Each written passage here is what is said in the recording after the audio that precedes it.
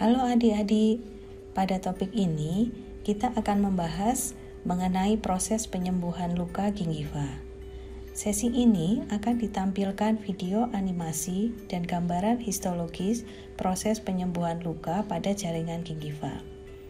Tujuan dari video animasi ini yaitu supaya adik-adik memiliki kemampuan mengamati proses penyembuhan luka jaringan gingiva dari aspek histomorfologis terkait dengan fase inflamasi, proliferasi, dan maturasi proses penyembuhan luka gingiva. Adik-adik, saya akan mengawali dengan penjelasan mengenai apa itu luka dan penyebab luka. Luka merupakan hilangnya kontinuitas dari struktur-struktur jaringan yang utuh. Pada umumnya disertai dengan hilangnya sebagian jaringan. Gingiva mudah mengalami perlukaan akibat berbagai faktor, seperti akibat trauma, bahan kimia, maupun pembedahan. Luka gingiva akibat trauma antara lain apabila salah dalam menyikat gigi, sehingga sikat gigi mengenai gingiva. Perlukaan pada gingiva juga dapat diakibatkan oleh penggunaan bahan kimia yang memiliki efek toksik, serta tindakan pembedahan, seperti saat dilakukan prosedur kuretase, gingivoplasti, gingivektomi, insisi sederhana, dan pembukaan flap. Adanya infeksi bakteri, virus, jamur, maupun protozoa, serta adanya gangguan sistem imun tubuh dan defisiensi zat makanan juga bisa menyebabkan perlukaan gingiva. Adik-adik, setelah mengetahui tentang luka dan penyebabnya, selanjutnya akan dibahas tentang proses penyembuhannya. Proses penyembuhan luka merupakan respon gingiva atau jaringan terhadap suatu jejas atau perlukaan untuk mengembalikan susunan dan fungsi jaringan yang mengalami cedera. Proses penyembuhan ini akan melibatkan beberapa fase. Fase penyembuhan luka dapat timbul bersamaan, namun intensitas dapat berbeda. Adik-adik, ada 4 fase proses penyembuhan luka yang terdiri dari yang pertama, fase koagulasi dan hemostasis dapat terjadi segera setelah terjadinya luka. Yang kedua, fase inflamasi. Umumnya ditandai dengan adanya pembengkakan. Yang ketiga, fase proliferasi dengan terbentuknya pembuluh darah serta jaringan baru. Yang keempat, fase maturasi. Terjadi aktivitas remodeling kolagen dan elastin jaringan yang baru. Keempat fase tersebut terjadi secara berurutan dan saling tumpang tindih satu sama lainnya. Adik-adik, berikut ini penjelasan masing-masing fase penyembuhan luka. Yang pertama, fase hemostasis. Hemostasis dimulai setelah terjadinya luka. Hal ini terjadi untuk menjaga fluiditas darah, menghambat kehilangan banyak darah, dan menstimulasi adanya perbaikan daerah luka. Platelet akan menutupi vaskuler yang terbuka atau disebut clot, juga mengeluarkan substansi vasokonstriksi yang mengakibatkan pembuluh darah kapiler mengalami vasokonstriksi. Proses selanjutnya terjadi penempelan endotel yang akan menutup pembuluh darah. Periode ini hanya berlangsung 5-10 menit. Proses penghentian perdarahan meliputi proses vasokonstriksi, agregasi platelet, serta pembentukan jendalan fibrin. Jendalan fibrin yang mengelilingi luka akan melepaskan sitokin proinflamatori dan faktor-faktor pertumbuhan seperti transforming growth factor beta atau TGF-beta, platelet derived growth factor atau PDGF, fibroblast growth factor atau FGF, dan epidermal growth factor atau EGF. Vasodilatasi pembuluh darah dapat terjadi selama kurang lebih 1 jam. Diawali dengan keluarnya prostaglandin dari jaringan luka dan sekresi histamin dari sel mas yang dapat menimbulkan peningkatan permeabilitas kapiler. Fase ini berlangsung dalam rentang detik hingga jam. Secara histologis akan tampak epitel yang terputus. Banyaknya sel darah merah pada area luka. Adik-adik, selanjutnya fase kedua proses penyembuhan luka, yaitu fase inflamasi. Fase ini dimulai saat terjadinya luka dan berlanjut hingga hari ketiga sampai kelima setelah luka. Proses diawali oleh migrasi sel inflamatori menuju ke area luka secara kemotaksis. Fase ini secara histologis akan tampak infiltrasi bertahap dari neutrofil, makrofag, dan limfosit. Fase inflamasi terbagi menjadi dua, yaitu inflamasi awal dan akhir. Pada 24 jam pertama terjadi inflamasi awal yang didominasi oleh sel neutrofil. Kemudian, neutrofil melakukan kemotaksis untuk memfagositosis bakteri, debris, dan jaringan rusak yang tidak berfungsi.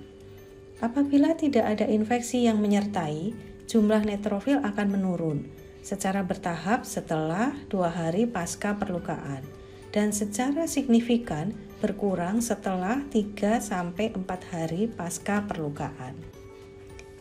Neutrofil yang tersisa kemudian digantikan oleh monosit yang selanjutnya akan bermigrasi ke jaringan. Monosit yang ada di jaringan mengalami diferensiasi menjadi makrofag dan berperan memfagosit sel neutrofil yang mengalami apoptosis serta memfasilitasi penyelesaian fase inflamasi. Inflamasi akhir terjadi pada 48-72 jam setelah terjadi perlukaan. Secara histologis akan tampak dominasi makrofag. Makrofag berperan memfagositosis sel neutrofil yang telah mengalami apoptosis, debris jaringan, dan mikroba. Makrofag akan mencapai jumlah maksimal setelah 4-5 hari pasca perlukaan dan menjadi sangat signifikan selama proses fagositosis. Selain itu, juga terdapat sel limfosit yang berperan dalam regulasi lingkungan luka. Limfosit akan mencapai jumlah maksimal setelah 6 hari pasca perlukaan. Adik-adik, fase ketiga proses penyembuhan luka yaitu fase proliferasi. Fase proliferasi terjadi sesaat sebelum fase inflamasi berakhir. Fase ini dimulai 3-5 hari setelah terjadinya luka dan akan terus berlanjut hingga minggu ketiga. Pada fase ini terjadi proses angiogenesis, sintesis kolagen, reepitelisasi, dan terjadinya kontraksi luka. Fase ini disebut juga fase fibroplasia karena kerja fibroblas yang sangat menonjol. Fibroblas akan mengeluarkan substansi seperti kolagen, elastin, asam hyaluronat, fibronektin, dan proteoglikan yang berperan dalam rekonstruksi jaringan baru. Kolagen dan elastin yang dihasilkan akan mampu menutupi luka dengan membentuk matriks atau ikatan jaringan baru yang dikenal sebagai proses granulasi untuk membentuk jaringan granulasi. Lapisan epidermis akan menebal pada fase ini dan daerah luka akan terisi oleh jaringan granulasi pada hari kelima.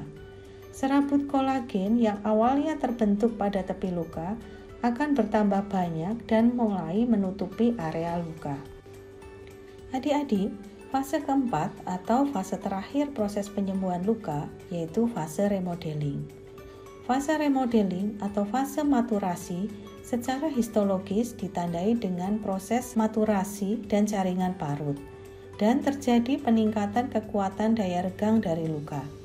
Fase remodeling akan berlangsung dalam hitungan minggu hingga bulan, tergantung pada besar dan kedalaman luka. Umumnya, fase ini akan dimulai pada minggu kedua hingga ketiga setelah terjadi luka. Aktivitas Aktivitas utama dari fase ini adalah terjadi peningkatan kekuatan jaringan bekas luka melalui aktivitas remodeling kolagen dan elastin. Serabut kolagen yang telah disintesa sejak fase proliferasi akan terus dilanjutkan pada fase ini, sehingga kolagen yang terbentuk akan menyebar dengan saling terikat dan menyatu sehingga berangsur-angsur menyokong pemulihan jaringan. Regulasi pada fase remodeling dilakukan oleh faktor pertumbuhan, meliputi TGF-beta, PDGF, dan FGF yang distimulasi oleh enzim kolagenase. Enzim kolagenase atau MMP1 yang merupakan bagian dari enzim matriks metaloproteinase sebagai enzim proteolitik yang mendegradasi protein dan makromolekul matriks ekstraseluler. Pada fase remodeling, kolagen yang sebelumnya terbentuk pada fase proliferasi akan berubah menjadi kolagen yang lebih matang dan struktur yang lebih kuat.